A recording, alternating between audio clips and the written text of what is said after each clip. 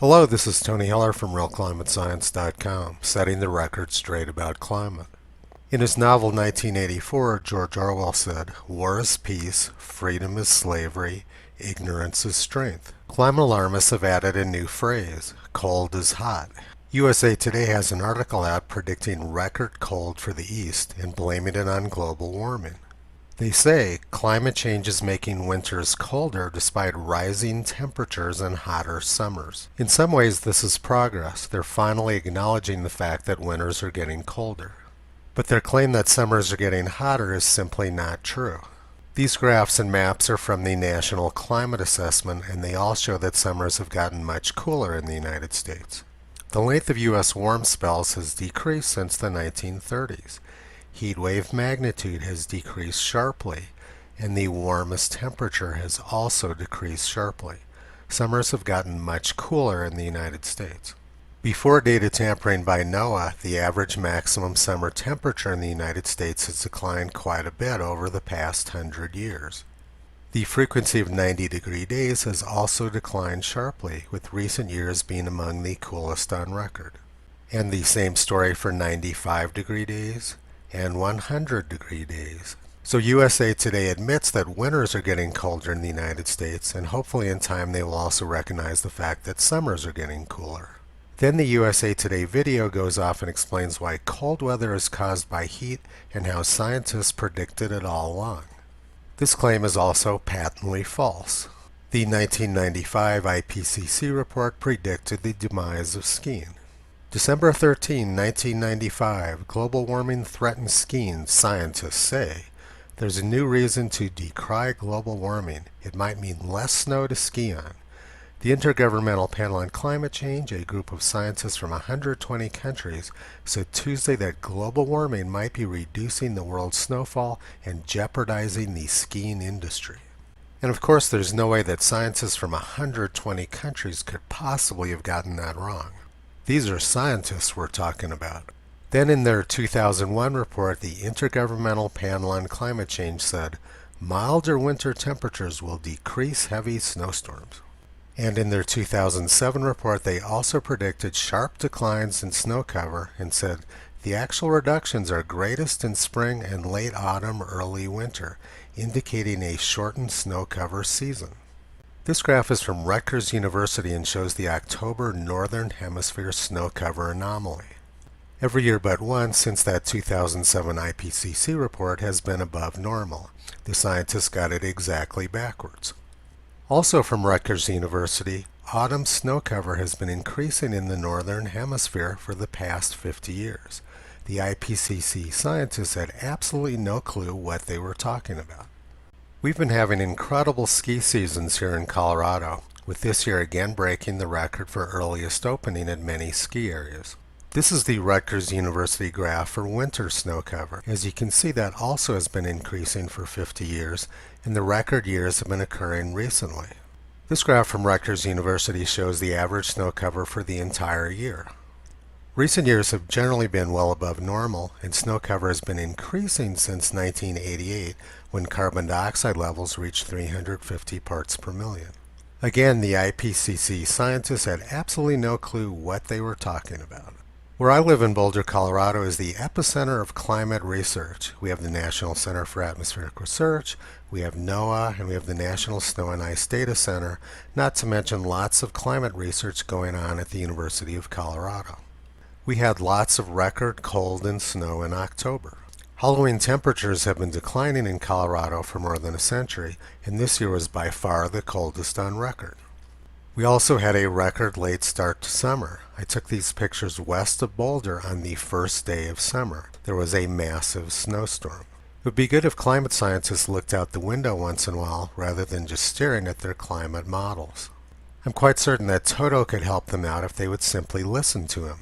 After all, Toto is a very smart dog. In fact, the campground at Brainerd Lake was closed on the first day of summer for the winter season. That doesn't seem to agree with USA Today's assertion that summers are getting hotter.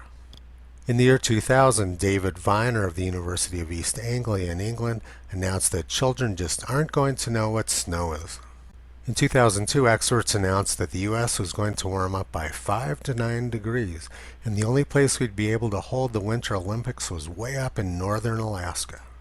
In 2006, the New York Times announced the endless summer. In 2008, University of Colorado professor Mark Williams announced the demise of skiing in Colorado and Utah. He knew this because his climate models told him so. In 2014, the New York Times announced the end of snow. On February 9th of last year, climate alarmists were very upset that NBC Sports wouldn't acknowledge the fact that Winter Olympics were threatened by global warming. This came exactly one day after it was announced that the 2018 Winter Olympics opening ceremony could be the coldest ever. There's no longer any need for Monty Python's Flying Circus.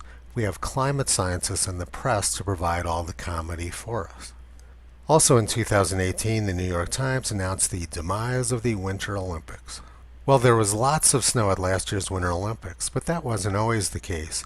In the 1932 Winter Olympics, they almost had to cancel it because of a lack of snow. Los Angeles Times, January 16, 1932. Rain removes snow in Lake Placid area. January 15. Rain today wiped away the last vestiges of snow. New York, January 15. With a high temperature of 66 degrees today, New York enjoyed the third successive day of record January warm weather. Now let's move over to the West Coast. In 2016, the New York Times and Governor Jerry Brown of California announced the permanent drought. And Wired magazine announced the same thing. These announcements were made a few months before California's wettest winter on record. It was so wet that winter that the Oroville Dam in California nearly collapsed. California's three snowiest winters all occurred in the past decade, in 2011, 2017, and this past winter. But in 2001, experts were predicting the demise of snow in California. One of the world's leading climate fraudsters, Katharine Hayhoe, predicted a 70 to 90% reduction in California snow cover due to our addiction to fossil fuels. Let's look at how Katharine Hayhoe's forecast is working out so far. On March 22nd of this year, it was reported that residents of Mammoth, California had to tunnel out of their houses because the snow was so deep. The ski area at Squaw Valley, California was open until at least July 7th. But reality never has any impact on climate scientists and the press. Last year they announced America's shrinking ski season. New analysis by the Climate Impact Lab brings more bad news for American skiers already experiencing disappointing conditions at their favorite resorts. Here's some ski photographs from April 18th of this year. This was Taos, New Mexico. This was Stowe, Vermont. And this was Squaw Valley, California. And remember, these photographs were taken during the second half of April. That's pretty late for skiing. Now let's look at how climate scientists and the press rewrite the past. This was a 2006 article discussing the Squaw Valley Winter Olympics. They said, 46 years ago this month, the world's athletes frolicked in the snow at the 1960 Winter Olympics in Squaw Valley, California. And now let's look at the reality of the 1960 Winter Olympics. Here's a news article from February 1960. Change to snow saves California Olympic site. Rain turned to snow just in time to avert possible disaster at the Winter Olympic Games. 3 Northeast states offer snowy slopes to Olympic skiers. New England's 3 northern states today extended open invitations to operators of the Winter Olympics who fear ski slopes at Squaw Valley, California will be ruined by heavy rains. The Orwellian rewrite of the 1960 Winter Olympic Games by scientists and the press should not surprise us because we see this all the time. Things are a lot different now. California has been having incredible ski seasons recently. During the winter of 2016, 2017, and this past winter, Squaw Valley got more than 700 inches of snow both winters. The U.S. has been seeing a lot of cold, snowy weather in recent years. In January of this year, Illinois set their all-time record cold temperature. And as the USA Today article pointed out, the eastern half of the U.S. is headed for more record cold in November. People won't survive very long at temperatures that cold without a reliable source of heat and energy. Without the clean, reliable fossil fuels they had to heat their homes, who knows how many people in the Midwest would have died in January of this year. I took this picture in Washington, D.C. on January 8th of last year. Last year was the coldest New Year's on record in the northeastern United States. And I spent March and April in Philadelphia, where they had their coldest and snowiest spring on record. I spent the winter and spring of 2014 and 2015 in Maryland. I took this picture on March 7th on Chesapeake Bay. Washington climate expert Andy Weiss told me it was probably the first time it was frozen in March since the 18th century. At least climate alarmists are starting to admit the fact that we're having very cold winters in the United States. But of course they're trying to blame these big dips in the jet stream on global warming. But if we go back 40 years, these exact same dips in the jet stream were blamed by experts on global cooling. This was the January 1977 dip in the jet stream, which is blamed on global cooling, and this is the current one, which is blamed on global warming. Apparently, global cooling and global warming do exactly the same things. Reality never gets in the way of climate science propaganda, however. A 2015 study by Francis and Stephen Varvis, evidence for a wavier jet stream in response to rapid Arctic warming. This is complete nonsense. In January of 1977, Arctic sea ice was near a century high, and was so cold in the Arctic that Arctic air came down to Florida and it snowed in Miami. Let's think about the absurdity of what these climate scientists are saying. They're saying that record cold Arctic air is coming from a warm, melting Arctic. How clueless would a person have to be to believe such nonsense? The scary thing is that they're using their Orwellian rewrite of history to induce panic. 11,000 scientist signatories from around the world clearly and unequivocally stated that planet Earth is facing a climate emergency and that there needs to be far fewer humans on the planet. This is the equivalent of yelling fire in a crowded theater. There's no way to massively reduce Earth's population in a short period of time without famine, disease, or genocide.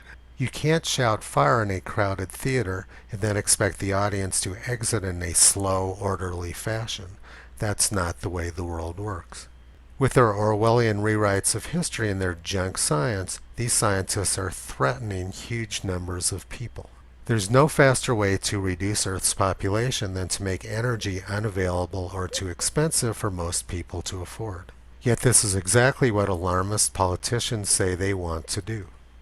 Under my plan of a cap and trade system, electricity rates would necessarily skyrocket. Even, regardless of what I say about whether coal is good or bad, because I'm capping greenhouse gases, coal-powered plants, natural gas, you name whatever the plants were, whatever the industry was, they would have to retrofit their operations. That will cost money. They will pass that money on to consumers. These are dangerous times we live in, and the junk science from climate alarmists is right at the center of it. And many politicians in the press are aiding and abetting this effort to shut down the U.S. energy supply. We've seen this week in California with electricity unavailable. We've seen New York shut down fracking, and many other places are shutting down fracking too. This is the energy we depend on for our survival. And it's not just in the United States. Poor people in Germany are having to choose between eating and paying their energy bills as a direct result of green energy policies by the German government. There's still time to stop this insanity. We have a critical election coming up next year. Every sane person in the country needs to get involved and make sure that these climate lunatics are removed from office.